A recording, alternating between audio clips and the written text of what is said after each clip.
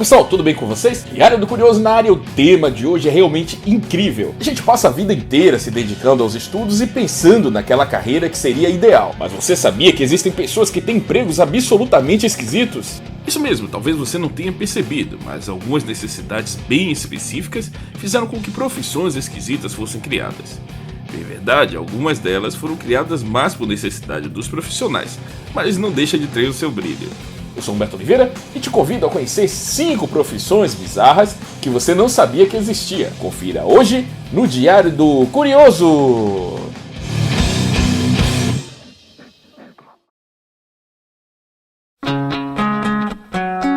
Nossa viagem começa com um trampo surreal: apontador profissional de lápis.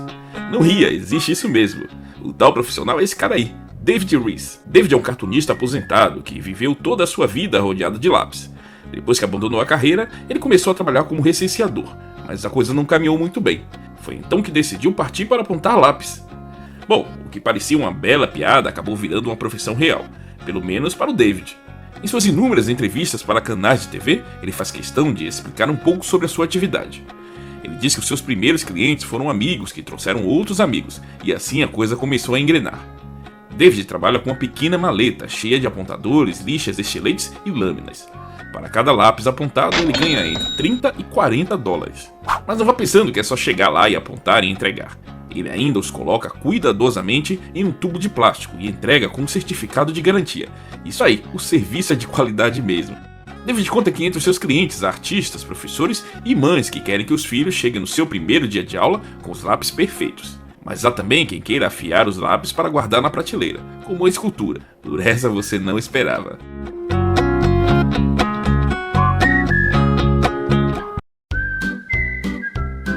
Mas se você se surpreendeu com o caso anterior, espere até saber o que essa moça faz para ganhar a vida. Alguma ideia? Bom, esta é Jack Samuel, uma abraçadora profissional. Isso mesmo, a moça ganha dinheiro para ficar abraçadinha com uma pessoa estranha, sem sexo, é bom dizer. Segundo seu site, Jack cobra 60 dólares por hora para uma sessão de abraços privada, como ela chama. Estudante de ciência cognitiva, Jack acredita que o toque humano pode aliviar o estresse e o agravamento de alguns problemas por até 5 dias, e esta é a premissa do seu negócio. O atendimento é feito em casa e Jack deixa claro que sempre há pessoas em casa. Dos tipos de abraços disponíveis, Jack afirma que lê um livro especializado e conseguiu criar 100 variações de posições, mas a que mais usa é de dormir de conchinha. Mas aí você se pergunta, quem pagaria por esse serviço? Jack diz que seus principais clientes são aposentados, veteranos de guerra e pessoas carentes de um pouco de atenção.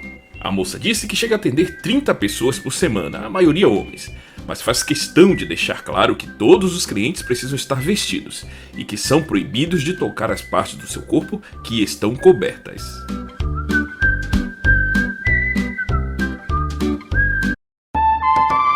Na sequência dos empregos inusitados, um que além de tudo é perigoso: provador oficial de comida de líderes políticos. Caso você não saiba, alguns líderes mundiais têm um provador oficial de comida. A função é evitar que o patrão seja envenenado. Bem verdade, é um trampo que vem desaparecendo desde o século XIX, mas alguns ainda continuam utilizando. Saddam Hussein, ditador morto do Iraque, por exemplo, usou um desses profissionais por muito tempo.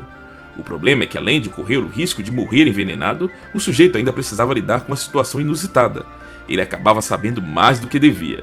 Para você ter uma ideia, o filho de Saddam matou um provador, por não revelar que o pai mantinha um caso com a mulher de um executivo iraquiano. Há alguns anos, durante uma visita ao Brasil, Hugo Chávez também trouxe o seu provador oficial. Numa visita à Granja do Torto para um almoço, o então presidente Lula achou estranho e disse que não era necessário. Mas a prática é mais antiga do que se imagina. Hitler usava mulheres para essa atividade. Em 2014, uma sobrevivente alemã deu uma entrevista a um canal de TV de Berlim, rompendo um silêncio de décadas. Na época, com 25 anos, Margot Volk era uma provadora oficial de Hitler.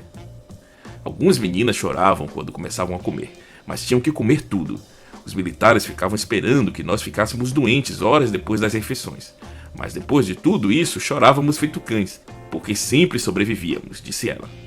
Margot disse que apesar de provar a comida de Hitler, ela nunca conseguiu vê-lo. A segurança era forte.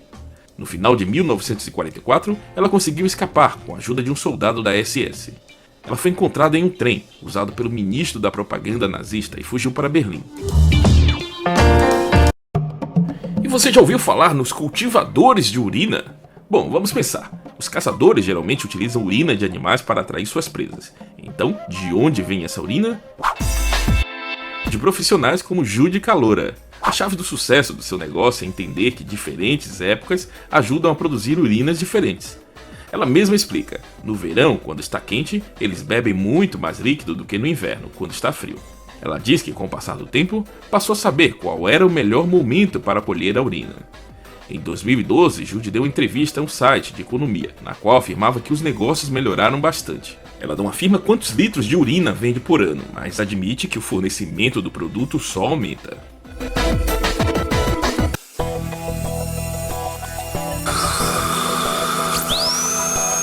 Taquicardia, ondas de frio ou calor, sudorese, tensão muscular. Algumas pessoas sentem-se apavoradas quando precisam ir ao dentista. Não por acaso, 4% da população sofre de fobia dentária, que na maioria das vezes é desproporcional à situação.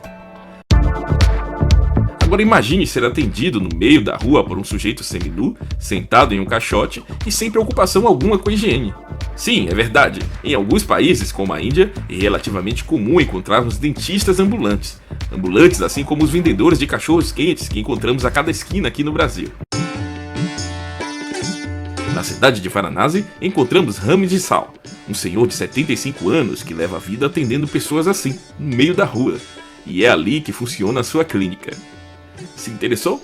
Lá na clínica de Sal você pode extrair um dente, ou todos, fazer enchimento de cavidades, fazer uma dentadura e até mesmo encarar restaurações. Mas é bom que se diga que essa não é a única alternativa na Índia. O país atualmente conta com mais de 90 mil dentistas licenciados e trabalhando regularmente.